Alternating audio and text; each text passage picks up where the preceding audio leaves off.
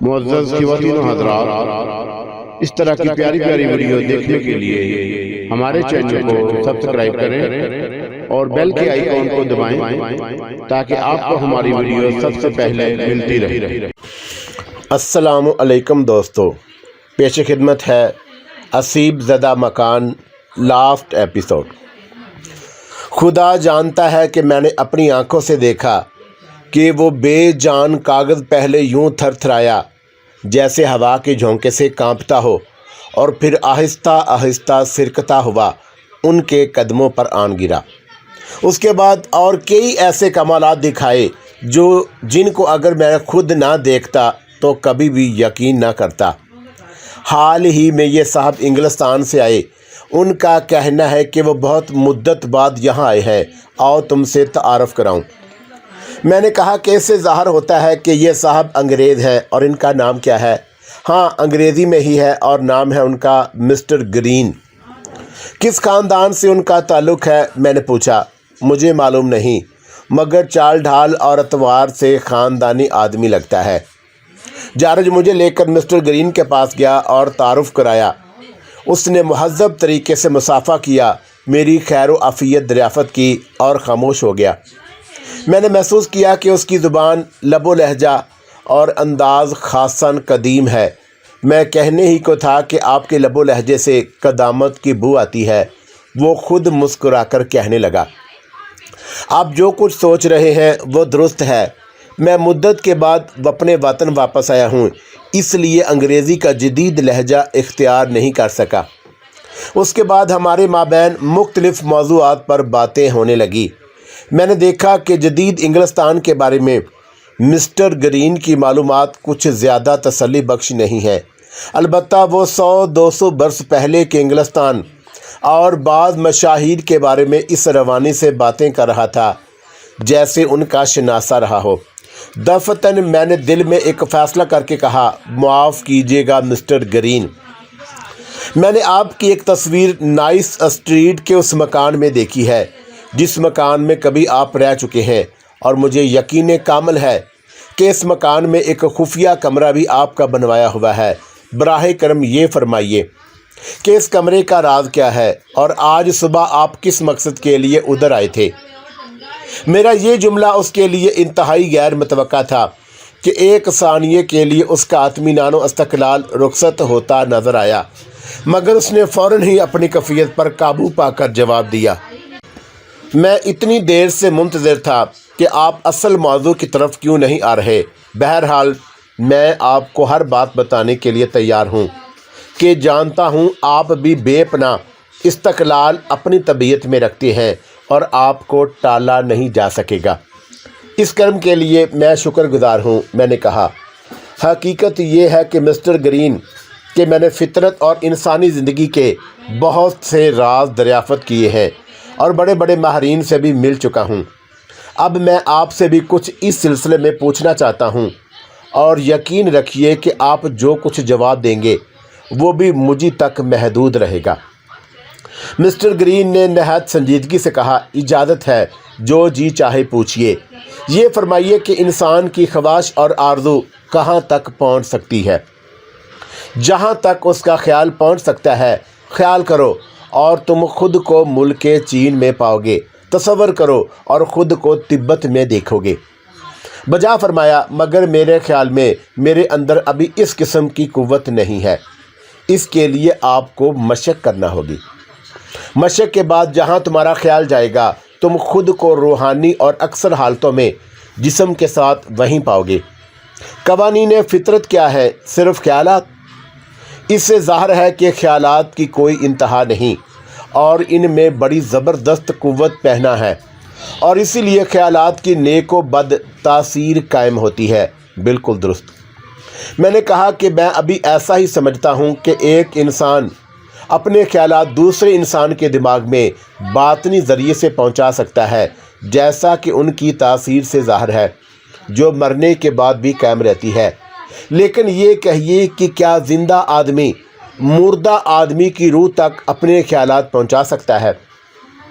Mister green نے چند لمحے سوچنے کے بعد کہا، میں اس سوال کا فی الحال جواب نہیں دوں گا، کیونکہ یہ ایک دوسری بات ہے۔ بہرکیف آپ اپنی بات جاری رکھیے، میں دلچسپی لے رہا ہوں۔ شکریہ۔ میں مانتا ہوں کہ خیالات میں بڑی طاقت ہے اور وہ انسانی اجسام پر بجلی کی طرح اثر کر سکتے ہیں، یا معمول کے خیالات عمل کے خیالات سے مغلوب ہو جائیں تو اسے ہلاک بھی کر سکتے ہیں۔ کیسا ہی طاقتور جانور ہو، اگر خوف اس پر غالب ہو جائے تو خیالات کی قوت اسے ضرور ہلاک کر ڈالے گی، لیکن کمزور سے کمزور آدمی اگر اپنے حواس درست رکھے تو یہ قوت اس کا کچھ نہیں بگاڑ سکتی۔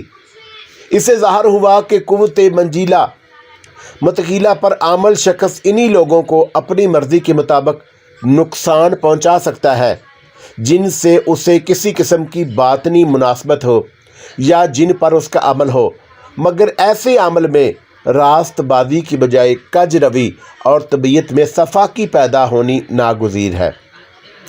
اول تو تجربہ اسے بتا دیتا ہے کہ اس کا قوی علم کہاں تک دوسروں پر اثر انداز ہو سکتا ہے، دوسرا یہ کہ خود اپنی جسمانی قوتوں پر کس قدر مؤثر ہے۔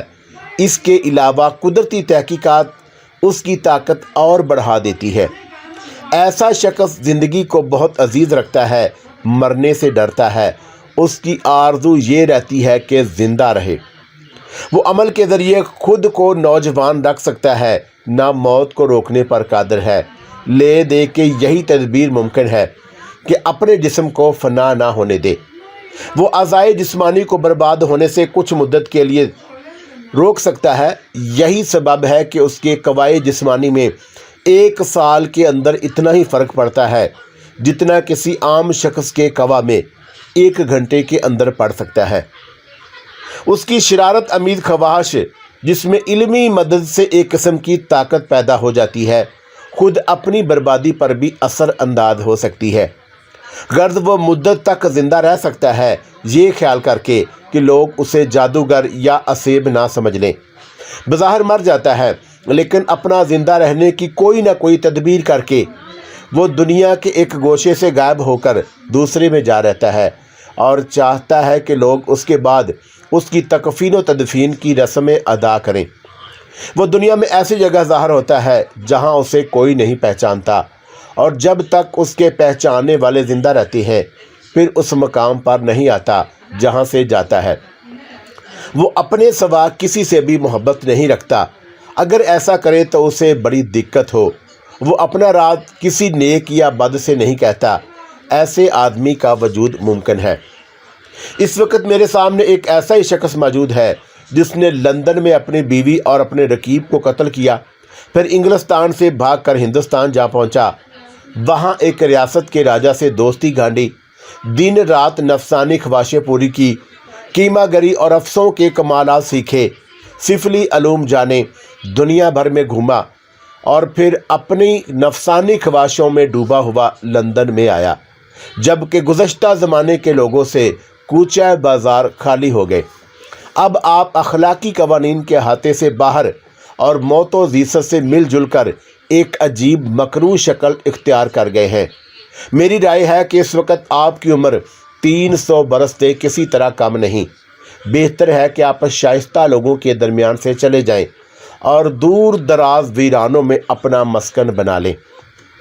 گرین کسی تغییر و تبدیلی کا اثر دکھائے بغیر اپنی کرسی پر بیٹھا رہا۔ آخر اس نے کہا، میں پچھلی 1 صدی سے تم جیسے آدمی کی تلاش میں تھا، شکر ہے کہ آج تم مجھے مل گئے۔ اب جو کچھ مجھے جاننا ہے جانے بغیر نہ رہوں گا۔ اس وقت تم میں ایسی صلاحیت ہے جو گزشتہ اور آئندہ حالات سے بہت آگاہی رکھتی ہے۔ اس آواز کے کان میں پہنچتے ہی مجھے احساس ہوا کہ میں لائبریری میں نہیں ہوں اور کسی عقاب کے پروں میں بیٹھا ہوں۔ میرے جسم کا تمام وزن یک لخت جاتا رہا۔ کمرہ میری نظروں سے بے اور مکان ایک وسیع میدان تھا، اور مجھے کچھ خبر نہ رہی کہ کہاں ہوں۔ یکا یک گرین کی آواز میرے کان میں آئی، تم نے میرے بارے میں جو کچھ کہا حرف بحرف درست ہے۔ میں نے اپنی طاقت سے بے شمار فطرتی راز معلوم کیے ہیں، اور اپنی علمی طاقت کے ذریعے رفتار زمانہ کی ان تاثیروں کو جو جسم پر مؤثر ہوتی ہیں میں بخوبی روک سکتا ہوں۔ لیکن موت کا باعث صرف عمر کی زیادتی نہیں ہے، کیا ہم اتفاقی حادثات کو بھی روک سکتے ہیں جو موت کا باعث بن جاتے ہیں؟ نہیں روک سکتے۔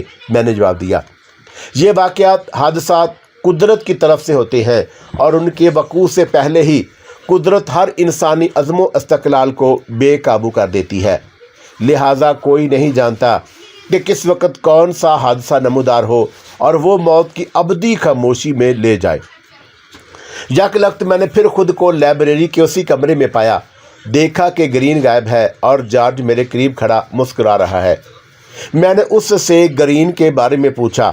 اس نے بتایا کہ وہ میرے بے ہوش ہوتے ہی یہ کہہ کر چلے گئے تھے کہ تمہارا دوست 1 گھنٹے تک ہوش میں نہ آئیں گے۔ جارج نے یہ بھی بتایا کہ مسٹر گرین بلو مون ہوٹل میں ٹھہرے ہوئے ہیں۔ جب ہم دونوں بھاگم بھاگ وہاں پہنچے تو پتہ چلا کہ 20 منٹ پہلے مسٹر گرین ہوٹل کا حساب کتاب کر کے چلے گئے۔ قیاس ہے کہ وہ بحری جہاز میں سوار ہو کر کہیں گئے ہیں۔ وہاں سے ہم بندرگاہ گئے اور ایک شخص سے مسٹر گرین کا حلیہ بیان کر کے دریافت کیا کہ وہ کس جہاز میں سوار ہوئے ہیں۔ اس نے بتایا کہ وہ جزائر مالٹا کی جانب جانے والے ایک جہاز میں سوار ہوئے تھے۔ ہم اس کمپنی کے دفتر کی طرف روانہ ہوئے۔ مینیجر نے ہمیں دیکھتے ہی اپنی میز کی دراز سے ایک کاغذ نکالا اور میرے سامنے رکھتے ہوا بولا، مسٹر گرین نے یہ رکا مجھے دیا تھا اور کہا تھا کہ ٹھیک 10 بجے 2 آدمی آئیں گے، انہیں یہ رکا دے دینا۔ میں نے گھڑی پر نگاہ ڈالی، پورے 10 بجے تھے، رکا حسب ذیل تھا۔ میں نے چاہا کہ جو کچھ تمہارے دل میں ہے تم سے معلوم کروں اور تم نے ایسا ہی کیا، اس لیے میں نے اپنی طاقت تم پر مسلط کی۔ آج سے 3 ماہ تک تم کسی آدمی سے وہ کیفیت بیان نہ کر سکو گے جو تمہارے درمیان گزری۔ تم یہ واقعہ اپنے دوست جارج کو بھی نہیں دکھا سکتے جو اس وقت تمہارے برابر میں بیٹھا ہے۔ یہ 3 ماہ کی خاموشی خاص میرے کہنے اور حکم سے ہے۔ اگر تمہیں میری طاقت کے مسلط ہونے میں شک ہے تو اس کے خلاف کوئی بات کہنے کی کوشش کرو۔ 3 مہینے کے آخر میں یہ اثر جاتا رہے گا، باقی زمانے کے لیے میں تمہیں معاف کرتا ہوں۔ البتہ تمہارے مرنے کے دوسرے روز تمہاری قبر میں آن کر تم سے ملوں گا۔ اس واقعے کو کئی برس بیت گئے ہیں۔ 3 ماہ تک وہ راز کوشش کے باوجود میری زبان پر نہیں آ سکا اور نہ وہ واقعہ میں اپنے دوست جارج کو دکھانے پر قادر ہوا جو میرے قریب ہی موجود تھا۔ اب خدا ہی بہتر جانتا ہے کہ گرین آج کل کہاں ہے اور کس بھیس میں ہے۔ میرا خیال ہے کہ اس کے آخری الفاظ بھی ضرور پورے ہوں گے اور جب میں مروں گا تو وہ دوسرے روز میری قبر میں ضرور آئے گا، لیکن یہ کون جانتا ہے کہ میں کب مروں گا۔ اللہ حافظ میرے دوستو، اللہ حافظ۔